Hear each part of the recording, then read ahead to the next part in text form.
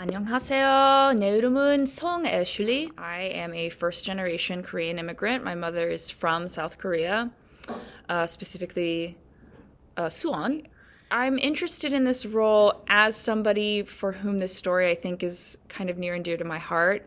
Um, I know that the piece deals with really heavy topics like depression and domestic violence, discrimination, addiction, abandonment, and these are all topics of discussion.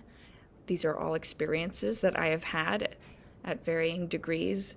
I think it's fairly common in Korean culture, but especially for Korean immigrants who come to a country that they aren't familiar with, and that is not always welcoming to them, especially in a state like Oregon, which has a history of discrimination and of exclusionary practices. Good afternoon. My name is Billy B. Just a little bit about myself. I am a first generation Thai and Chinese American. I was born in Eugene, Oregon, and I was raised in Portland, Oregon. Um, the reason why the story resonates with me is because there are a lot of challenges and issues that don't really get brought up in the Asian community, such as depression, discrimination, or addiction.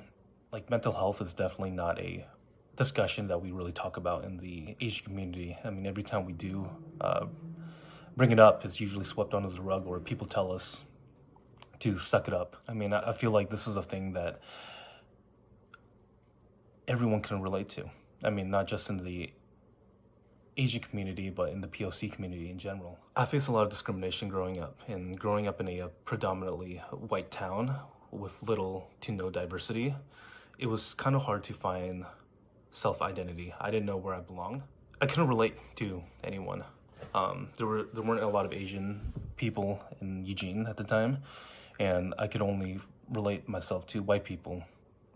And it got to the point where I would kind of not hate my own culture, but push it away. Hello, my name is Beatrice Sabella. I am a first generation Filipino American born and raised in Juneau, Alaska. My parents came from the Philippines with not very much money at all, did their best, raised a family, and that in of itself is not an unusual immigrant story at all.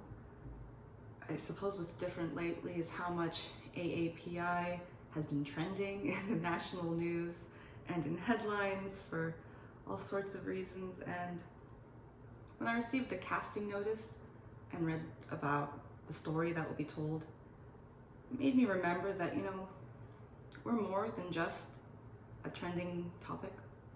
We have legitimate stories to tell with themes that cross cultural lines, and these stories should be told.